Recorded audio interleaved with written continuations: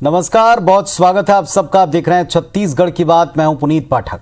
छत्तीसगढ़ में इन दिनों वर्चुअल मुलाकातों को लेकर सियासत हो रही है और चरम पर है। कोरोना संक्रमण को रोकने और वैक्सीनेशन के मुद्दे पर भारतीय जनता पार्टी के नेता मुख्यमंत्री भूपेश बघेल से फेस टू फेस मुलाकात चाहते हैं। वहीं प्रदेश के मुखिया वर्चुअली मीटिंग के लिए तैयार हैं, लेकिन विपक्ष ने मुख्यमंत्री के इस प्रस्ताव को खारिज कर दिया। बीजेपी नेताओं ने इसे अपमान करार देते हुए इसकी शिकायत राजभवन तक से की। हालांकि राजभवन जाने पर कांग्रेस ने पलटवार किया कि विपक्ष अगर सही में संजीदा है तो वर्चुअली मीटिंग क्यों नहीं करता और इस पर राजनीति क्यों कर रहा है। संकट की इस घड़ी में जब सरकार और विपक्ष को साथ मिलकर हालात का सामना करना चाहिए, जिद और विचारधारा को परे रखकर एकजुटता दिखानी चाहिए, तब दोनों पक्षों का ये रवैया वाकई में सवाल उठा रहा है। इस पर बातचीत करेंगे, लेकिन पहले रिपोर्ट दिखाते हैं। छत्तीसगढ़ में कोरोना पर सियासी लड़ाई राजभवन पहुंची। सीएम से वर्चुअल मुलाकात को बीजेपी ने बताया अपमान। आश्चर्य होता है, घोर आश्चर्य होता है। 3-4 दिन का समय दिया जाता है और वो भी वर्चुअल मीटिंग का। ये तो विपक्ष का अपमान है। कोरोना से बचे हाहाकार के बीच छत्तीसगढ़ में सरकार और विपक्ष के बीच रस्साकशी जारी है। इसी कड़ी में बीजेपी प्रदेश अध्यक्ष विष्णुदेव साय और पूर्व मुख्यमंत्री रमन सिंह की अगुवाई में बीजेपी का प्रतिनिधिमंडल राज्यपाल अनुसुईया उइके से मिला और कोरोना संक्रमण को रोकने के लिए सरकार की नीतियों और रवैये पर हस्तक्षेप करने की मांग की। दरअसल बीजेपी के प्रदेश अध्यक्ष विष्णुदेव साय ने शनिवार को मुख्यमंत्री भूपेश बघेल को पत्र लिखकर प्रतिनिधिमंडल के साथ मिलने का समय मांगा था। जवाब में मुख्यमंत्री ने बातचीत का स्वागत करते हुए वर्चुअल बैठक का प्रस्ताव रखा, जिसे बीजेपी ने अपना अपमान बताया। जिस पर सत्ता पक्ष के नेताओं ने कहा कि सीएम अभी सभी से वर्चुअल चर्चाएं कर रहे हैं, तो बीजेपी नेताओं को क्या दिक्कत है। राजभवन जाकर राज्यपाल से मिलने पर कांग्रेस ने बीजेपी नेताओं पर राजनीति करने का आरोप लगाया। कभी कभी कैबिनेट की बैठक भी ऑनलाइन होती है, तो कोई परिस्थिति होगी कि एक के लिए मिले दूसरे के लिए नहीं मिले, तो ऐसा मत भेदभाव ना लगे। उन्होंने जिस बात को भी ध्यान में रख के मुख्यमंत्री जी ने अगर मिलने के लिए ऑनलाइन भी कहा, तो मुझे नहीं लगता है कि वो बात को अपने को नकारना चाहिए, मिलना चाहिए। हर मीटिंग चाहे अधिकारी हो, जनप्रतिनिधि हो, सामाजिक संगठन हो, पत्रकारों के साथ हो, वर्चुअल मीटिंग कर रहे हैं। जबकि अगर सचमुच में गंभीर होते तो वर्चुअल मीटिंग में भाग लेते। इनको तो सिर्फ राजनीति करना है। करनी और कथनी में अंतर है। छत्तीसगढ़ के नेताओं को केंद्र की मोदी सरकार को सलाह देना चाहिए। विपक्ष के प्रस्ताव पर कोरोना पर चर्चा के लिए सीएम भूपेश बघेल ने बीजेपी को 12 मई को वर्चुअल बैठक का समय दिया है, लेकिन राज्यपाल से मुलाकात के बाद मीडिया से बातचीत करते हुए पूर्व मुख्यमंत्री रमन सिंह ने इसे विपक्ष का अपमान बताया। साथ ही सवाल पूछा कि फेस टू फेस बात करने में सरकार को दिक्कत क्या है। इधर बीजेपी के प्रदेश अध्यक्ष विष्णुदेव साय ने साफ कर दिया है कि वे सीएम के साथ होने वाली वर्चुअल मीटिंग में हिस्सा नहीं लेंगे। ये तो विपक्ष का अपमान है और जो हम चाहते हैं अपनी बात रखना, उस बात का क्रियान्वयन के लिए मुख्यमंत्री कितना गंभीर है ये दिखाता है। और ये हम आज महामहिम से मिलकर यही बताना चाह रहे थे कि कैसी सरकार चल रही है, कैसे सरकार का मुखिया किस प्रकार व्यवहार करता है। मुख्यमंत्री जी के पास समय नहीं है, 4 दिन बाद का समय दे रहे थे और यहाँ तो आज ऐसा समय चल रहा है कि 1-1 घंटा कीमती है। 1-1 घंटे में लोग तड़प के मर रहे हैं। तो ऐसी स्थिति में कल हम लोग प्रेस के माध्यम से जो हम लोग उनसे मिल के जो सुझाव देते हैं उनको उसको पहुँचाए हैं सरकार तक। तो 12 तारीख के मीटिंग में शामिल होंगे क्या वर्चुअली आप लोग या विधायक आपके? वर्चुअली तो नहीं शामिल होंगे। बहरहाल मुख्यमंत्री से फेस टू फेस चर्चा करने के मुद्दे पर बीजेपी आक्रामक है और सरकार पर तानाशाही रवैया अपनाने का आरोप लगा रही है। तो वहीं दूसरी ओर कांग्रेस ने भी जवाबी हमला तेज कर दिया है। वो विपक्ष से सवाल कर रहा है कि अगर वाकई उनके पास कोई रचनात्मक सुझाव है तो वर्चुअल बैठक में भी दिए जा सकते हैं। आखिर आमने सामने ही बैठक की ही जिद क्यों कर रहे हैं। राजेश मिश्रा के साथ सौरभ सिंह परिहार, IBC 24 रायपुर। तो कोरोना को लेकर बने हालात पर इस वक्त मीटिंग्स वर्चुअली ज्यादा हो रही हैं। वर्चुअली ही लगातार देश के प्रधानमंत्री संबोधित करते हैं, पूरे देश में मुख्यमंत्रियों से संवाद करते हैं। मुख्यमंत्री जो बीजेपी शासित प्रदेश के हैं वो भी वर्चुअली मीटिंग करते हैं। तो एक सवाल तो ये उठता है कि वर्चुअल मीटिंग को अपमान के तौर पर क्यों देखा जा रहा है। दूसरा सवाल ये उठता है कि जो सुझाव हैं जब हम इन्हें सार्वजनिक तौर पर मंच पर कह सकते हैं तो फिर फेस टू फेस की जिद क्यों, और ये जिद क्या राजनीति से प्रेरित है या वास्तव में सरकार के पास समय नहीं, जैसा विपक्ष का आरोप है।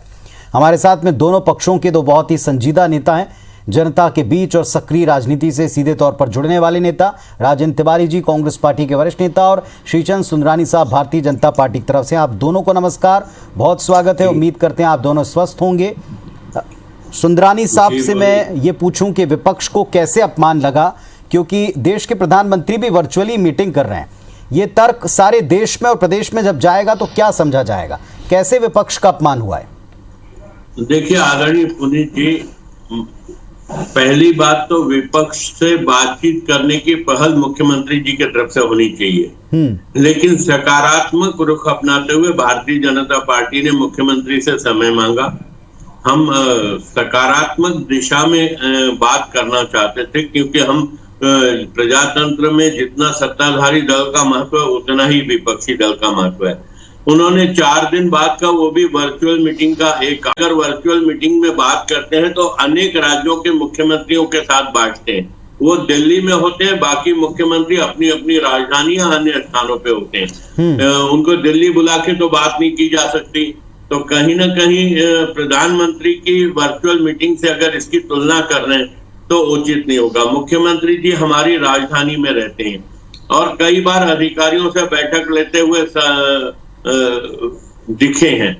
अगर विपक्ष के 5 सदस्य अगर उनसे मिलने चले जाते, वो समय तय करते, तो इनमें आपत्ति क्यों होनी चाहिए थी, और 4 दिन का समय क्यों लगना चाहिए? अगर विपक्ष कोई गंभीर मुद्दे पे चर्चा करना चाहता है, कोई सुझाव देना चाहता है, कोई हो सकता कोई सार्थक कोई पहल हो जाती, एक सकारात्मक पहल हो जाती, अगर बुला लेते मुख्यमंत्री जी, बात सुन लेते, अमल करना नहीं करना ये मुख्यमंत्री जी के अधिकार में आता है।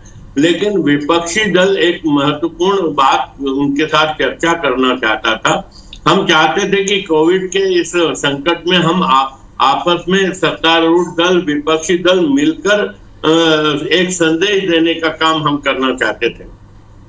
लेकिन कहीं ना कहीं मुख्यमंत्री जी ने जिस प्रकार से नकारात्मक रुख अपनाया, इससे विपक्षी दल हमारा आहत हुआ है। भारतीय जनता पार्टी निश्चित रूप से इससे आहत हुई है। चलिए 3 मुद्दे उठाए तिवारी जी। पहली बात तो ये कि जरूरी बात है 4 दिन बाद का वक्त क्यों दिया, दूसरा सीधे तौर पर मुलाकात करने में दिक्कत क्या है, तीसरा उनका कहना है कि जो सुझाव विपक्ष देना चाहता है हो सकता है उस पर सरकार अमल करके स्थितियों को बेटर कर सके, तो फिर इसमें इतनी हीलाहवाली क्यों? क्रमशः एक एक बात का जवाब देता हूं पाठक जी मैं आपको। ऐसा पुनीत जी 4 दिन का टाइम नहीं, 2 दिन बाद का समय दिया, 2-3 दिन बाद का, क्योंकि मुख्यमंत्री जी की लगातार व्यस्तता रही, उनके कार्यक्रम पूर्व निर्धारित थे। जैसे आज हम लोगों के साथ में वो 1.5 घंटा बैठे, कांग्रेस के सभी प्रवक्ताओं के साथ बैठ करके चर्चा करते रहे और कई बहुत अच्छी बातों की जानकारी भी दिया उन्होंने, जो समाचार पत्रों में आनी चाहिए, जो आएगी बाद में धीरे से।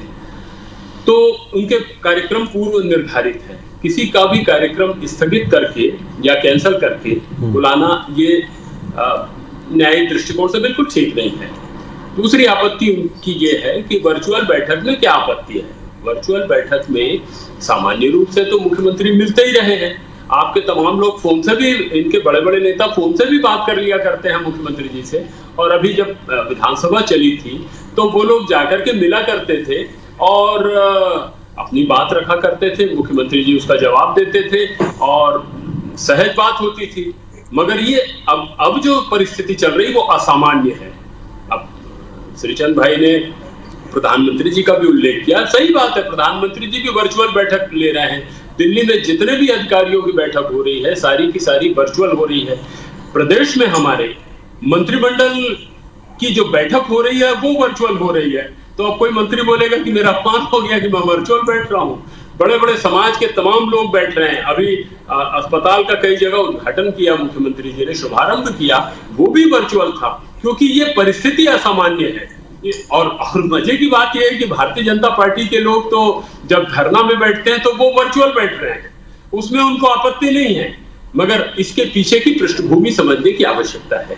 भारतीय जनता पार्टी के पास कम से कम छत्तीसगढ़ में किसी भी प्रकार का आरोप लगाने की स्थिति नहीं है, न परिस्थिति है का मौका मिला है। मैं आपको अगर सिलसिलेवार बताता चलूं कि किस तरह से भूपेश बघेल जी ने व्यक्तिगत रुचि लेकर के और स्वास्थ्य मंत्री जी ने लगातार नजर रख करके कोरोना के संक्रमण को नियंत्रण पाने में सफलता पाई।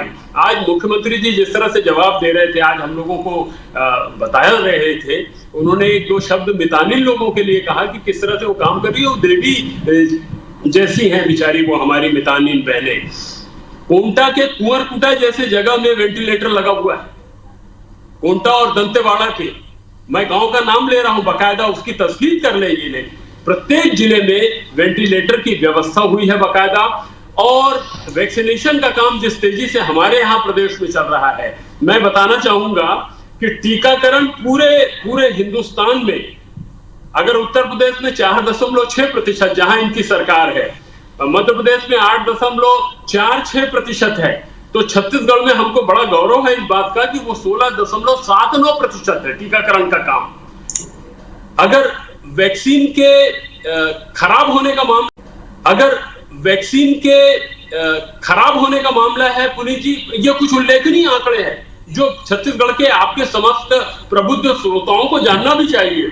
तो सामान्य रूप से प्रत्येक टीके में ये माना जाता है कि 6.5% वेस्टेज होता है। चूंकि कोरोना का मामला है इसलिए हर राज्य बहुत एहतियात बरत रहा है, और पूरे देश का प्रतिशत जो है, जो वेस्टेज हो रहा है, टीका की जो मात्रा बच जाती है वो 3.45% है। मुझको ये बताते हुए बड़ी प्रसन्नता हो रही है कि छत्तीसगढ़ में ये मात्र 1.6% है। तो टीकाकरण के मामले से लेकर के जांच तक का हमारे यहाँ एक दिन में 60,000 तक की जांच हो रही है, जिससे पता चल रहा है उत्तर प्रदेश, मध्य प्रदेश, यहाँ तो जांच नहीं हो रही है। अगर जांच वहां होने लग जाए जिस तरह से हम लोग कर रहे हैं, आपकी बातों का सार पॉइंट समझ में आ गया कि विपक्ष के पास मुद्दा नहीं और केवल कोरी सियासत है। राजेंद्र तिवारी जी ने जो कुछ कहा, सुंदरानी जी सुना आपने, एक तो इस बात का जवाब दीजिएगा कि प्रदेश में ना परिस्थिति है ना स्थिति है विपक्ष की, पहला नंबर। दूसरा, आपने विरोध दर्ज करा लिया, राजभवन भी पहुंच गए, इस पर मीडिया में बात कर दी, लेकिन कम से कम वो बात तो कहते। उस मीटिंग को रिफ्यूज करना विपक्ष की भी संजीदगी पर कहीं सवाल नहीं उठा रहा? क्योंकि आप खुद कहते हैं मान अपमान का समय नहीं, साथ मिलकर काम करने का वक्त है। देखिए पुनीत जी, विपक्षी दल इतना महत्वपूर्ण होता है किसी भी राजनीतिक क्षेत्र में। सरकार के सामने विपक्षी दल की एक भूमिका होती है। विपक्षी दल कितना भी मुख्यमंत्री व्यस्त हो, क्या 15 मिनट की एक बैठक 5 विपक्षी नेताओं से बैठ के चर्चा नहीं कर सकते थे? ये कैबिनेट की बात या हॉस्पिटल के उद्घाटन की बात आदरणीय राजेंद्र तिवारी जी उठा रहे हैं, मेरे बड़े भाई हैं, मैं उनका बड़ा सम्मान करता हूं, लेकिन वहां पे भीड़ होती है। वहां अगर वो वर्चुअल करते हैं तो कोई बात नहीं। कैबिनेट की बैठक होती है, 13 मंत्री बैठते हैं और अधिकारी बैठते हैं, ऐसे 25, 30, 40 लोगों की भीड़ हो जाती है। वो वर्चुअल करते हैं, समझ में आता है। सामाजिक संस्थाओं के बड़ी संख्या में लोगों के साथ बातचीत होती है, इसलिए वर्चुअल उन्होंने बैठक कर ली तो समझ में आता है।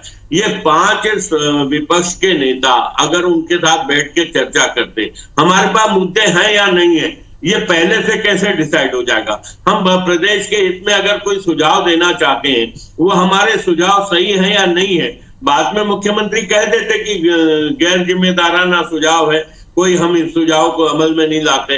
लाना नहीं लाना तो मुख्यमंत्री जी के अधिकार क्षेत्र में, लेकिन बिना सुने बिना बताए और ये मान बैठे कि हमारे पास कोई विजन नहीं है, हमारे पास कोई मुद्दे नहीं है, हम विपक्षी दल की भूमिका में नहीं है। मैं निवेदन ये करूंगा कि भारतीय जनता पार्टी का अभी तक का जितना भी आचरण दिख रहा है, ये केवल मिथ्या वचन बोलना, झूठ बोलना और भ्रामक प्रचार करना, ये जितनी बात करना रहता है इनको, ये ट्विटर के माध्यम से घर से बाहर निकलते नहीं है, ट्विटर के माध्यम से कर लिया करते हैं। अच्छा, वर्चुअल बैठक में इनको आपत्ति क्या है? आजकल देश की सारी बैठकें वर्चुअल बैठक के माध्यम से हो रही है, और 5 क्यों? श्रीचंद भाई, आप 15 लोगों को बैठा लिए ना वर्चुअल में। आपने तो 15 साल के मुख्यमंत्री तक का नाम काट दिया मिलने वालों में। उनको भी बैठाइए, आप जैसे लोग भी बैठे, सुझाव दें मुख्यमंत्री जी को, उनसे बात करें, चर्चा करें। वर्चुअल बैठक में सुंदरानी जी, आपत्ति का कोई कारण ही नहीं दिखता सिवाय इसके कि आपको प्रचार करना है। निश्चित रूप से, इसके अलावा दूसरा कोई नहीं है।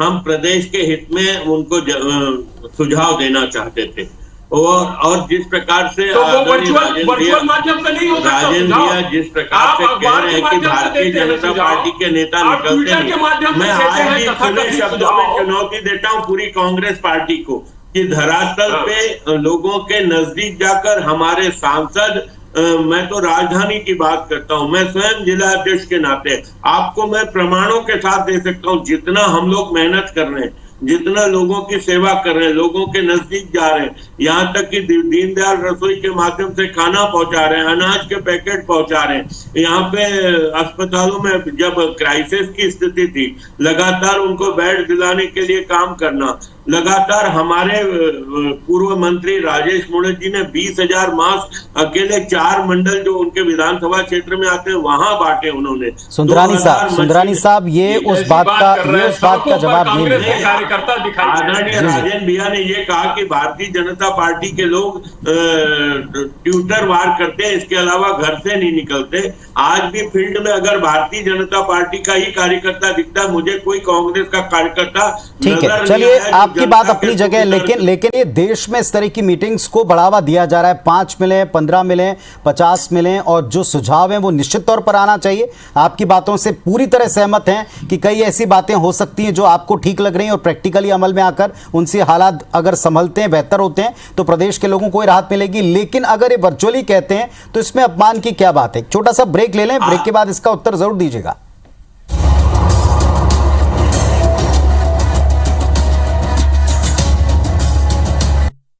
तो हमारे साथ में श्रीचंद सुंदरानी साहब और राजेंद्र तिवारी जी। चर्चा हो रही है कि विपक्ष कह रहा है कि रूबरू मिलने से जो इनकार किया है मुख्यमंत्री ने, ये दरअसल विपक्ष का अपमान है।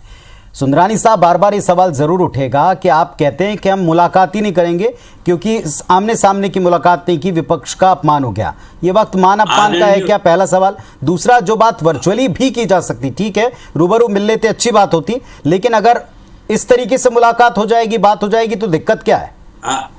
आदरणीय पुनीत जी, 3-4 बातें आदरणीय राजेंद्र तिवारी जी ने उठाई है। वर्चुअली बैठक में कोई आपत्ति नहीं। क्या ये तय हो जाए कि पिछले 15 दिनों में क्या व्यक्तिगत रूप से मुख्यमंत्री जी ने कुछ अधिकारियों से बात नहीं की, कुछ नेताओं से बात नहीं की, किसी से नहीं मिले? क्या एक भी ऐसा अगर हम उदाहरण पेश करते तो ये बात खत्म हो जाती। दूसरी बात, आदरणीय राजेंद्र भैया कह रहे थे कि बीजेपी नकारात्मक बातें फैलाती। किसी भी प्रतिनिधि मंडल से नहीं मिले हैं मुख्यमंत्री जी, ये ध्यान रखिएगा। देखिए, मैं बिल्कुल मिले हैं, ऐसा नहीं है कि बिल्कुल नहीं, प्रतिनिधि मंडल से नहीं मिले। अधिकारियों से चर्चा करते हैं, अधिकारियों से चर्चा करते हैं, बैठते हैं, लगातार मिलते हैं और हर बैठक जिम्मेदार विपक्षी दल अगर समय मांगता है, आदरणीय राजेंद्र भैया उसको 8 तारीख को समय मांगा, 12 तारीख का समय दिया, 4 दिन का समय। और आदरणीय राजेंद्र भैया, आप कह रहे थे कि बीजेपी नकारात्मक बातें फैलाती है। मैं कहता हूं कि सारी तो नकारात्मक बातें कांग्रेस फैला रही है। अभी आप टीकाकरण के मामले में आंकड़े दे रहे थे, क्या ये टीके केंद्र सरकार ने नहीं दिए? कभी भारतीय जनता पार्टी की राज्य सरकारों को ज्यादा टीके दिए, आपको टीके कम दिए, ऐसा है क्या? आप कहते हैं कि हम लोगों ने 18 साल से 44 साल के लिए 75 लाख टीके का हमने ऑर्डर दिया। 1 करोड़ 35 लाख लोगों को ये टीका लगना है। 2 टीके लगने, करीब 2 करोड़ 70 लाख टीके लगने। क्या आपने 75 लाख टीके का पैसा पटाया क्या? ये सारी बातें आपके खिलाफ जाती है। नकारात्मक बातें आपके द्वारा एक प्रधानमंत्री को चिट्ठी लिख के आप संदेश देने का काम करते हैं। मैं अब आपको सिलसिलेवार बताना चाहूंगा। आपको अगर टीकाकरण के मामले में केंद्र सरकार ने अगर टीके नहीं दिए होते तो आज अव्वल नंबर के राज्य का अगर जो आप डंका पीटते हैं, क्या ये भारतीय जनता पार्टी की देन नहीं है? आदरणीय राजेंद्र, आपने ये कहा है कि 75 लाख टीका का पैसा पटाया है कि नहीं। पहले मैं शुरुआत वहां से करूंगा जो सीतारमण जी ने ये घोषणा किया था कि 35,000 करोड़ रुपए हम टीकाकरण के लिए अलग रखेंगे। बाद में पल्ला झाड़ दिया और ये कहा कि राज्य सरकार इसका पैसा दे। अग्रणी मुख्यमंत्री हैं पूरे देश में, श्री भूपेश बघेल जी, जिन्होंने ये घोषणा किया कि हम अपने पैसे से अपने प्रदेश के लोगों को टीका लगाएंगे और टीके की शुरुआत किया। आपने ये कहा कि 75 लाख का पैसा दे दिया कि नहीं, भाई साहब उनको एडवांस पैसा दे दिया है और उसमें से एक टीका भी अभी तक नहीं आया है। लगातार प्रयास हो रहा है कोविशील्ड से और कोवैक्सीन से कि आप टीके भेजिए। कल भी जो टीका आया है 3.5 लाख, वो केंद्र का भेजा हुआ है।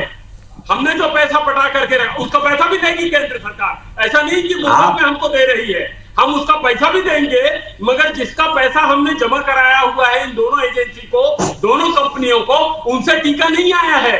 तो आप, और दूसरी बात यह है कि छत्तीसगढ़ के भारतीय जनता पार्टी के सांसदों से लेकर के तमाम बड़े नेताओं को इस बात का आग्रह केंद्र की सरकार से करना चाहिए कि छत्तीसगढ़ में सुदूर वनवासी अंचल से लेकर के गरीब लोग बहुत बड़ी संख्या में रहते हैं, उनके लिए टीका भेजवा दें। टीके का उत्पादन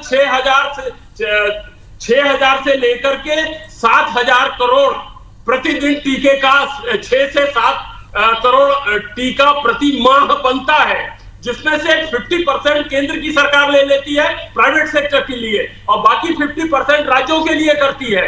तो ये 50% जो प्राइवेट सेक्टर के लिए लिया है वो टीका कहाँ गया है? सुंदरानी जी, ना केंद्र की सरकार से अगर वो पूरा टीका राज्यों को देने लग जाए तो भी बचत हो। और यहाँ राजेंद्र भैया, एक भी ऐसा कोई प्रमाण है क्या कि अन्य राज्यों को ज्यादा टीके दिए गए? और ये टीका लगाने का अधिकार भी तो आदरणीय राजेंद्र भैया आपकी सरकार ने मांगा कि राज्यों को ये अधिकार दे दिया जाए। आप पहले 3-4 दिन तक रेट को लेकर मोल भाव करते रहे, आपने कंपनी से निगोशिएशन करते रहे, तब तक दूसरे राज्यों ने ऑर्डर दिया। और मैं अभी भी दावे के साथ कह रहा हूँ कि आपने 75 लाख टीके का पैसा नहीं पटाया, अगर पैसा पटा दिया होता तो जरूर आ गया होता और भेज दिया। 15 करोड़ रुपए एडवांस भेजा हुआ है। अगर आपको तथ्यों की जानकारी नहीं है तो पहले तथ्यों की जानकारी, मुझे पूरी जानकारी है। और मैं अभी का पैसा नहीं पटा है। चैनल के माध्यम से आपसे कहना चाहूंगा, चलिए मैं भी इस लोकप्रिय चैनल को बहुत मानता हूँ, मेरी भी प्राथमिकता ये चैनल रहता है। हमको 50 लाख टीका कल दिलवाए, मैं भी इस पे दावे के साथ कह रहा हूँ कि आपकी कोई योजना नहीं थी। आप 1 मई को सिर्फ वाहवाही लूटना चाहते थे कि हमने 1 मई को।